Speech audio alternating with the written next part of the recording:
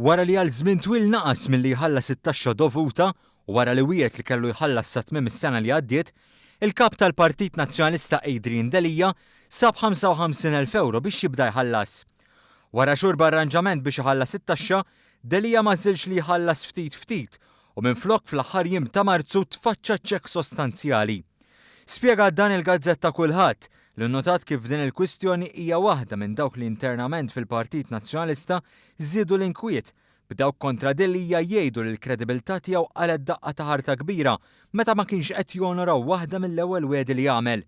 Mistoqsi għal diversi drabi fl-aħħar ġimgħat dwar għaliex kien għadu ma ħallasx it-taxxa kif wiegħed, Adrian Delija qal li kellu problemi ta' cash flow. Dwar dan l-ewwel pagament, la Delija u lanqas il-Partit Nazzjonalista ma ħarġu ebda dikjarazzjoni dwar kif, meta u minn fejn dawn il-problemi ta' cash flow issolvew. Li hu ċert spjegat il-kulħadd u li fatwalment l-ewwel pagament Delija għamlu ftit tal-jiem wara li l-Partit Nazzjonalista għamel maratona ġbir ta' fondi u esponenti tal-Partit Nazzjonalista fosthom l-istess Delija kienu qed jiltaqgħu ma' negozjanti jiġbru l-flus.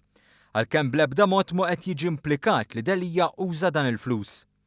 B'reazzjoni għall-aħbar żvelata mill-Gazzetta Kulħadd, Delija u l-Partit Nazzjonalista kisru s-silenzju.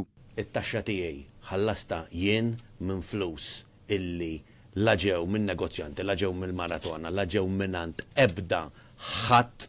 Il-55,000 euro li Delija ħallas permezz ta' ċekk mhumiex it-total hekk kif kellu kwistjonijiet ta' pendenzi ta' taxxa li ma kinux żgħar u fi żmien li ġej baqalu jħallas eluf ta' euro oħra.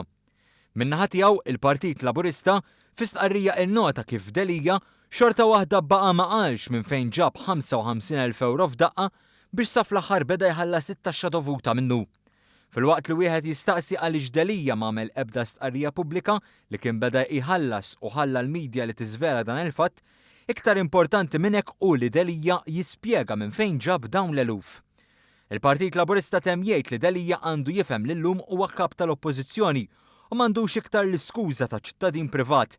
L-iskuża li juża l dawn l-aħħar xhur biex jiġġustifika l-fatt li ma narax l-obbligi legali tiegħu kif jagħmlu l-maġġoranza tal-Maltin u l-Awċin li huma ċittadini onesti.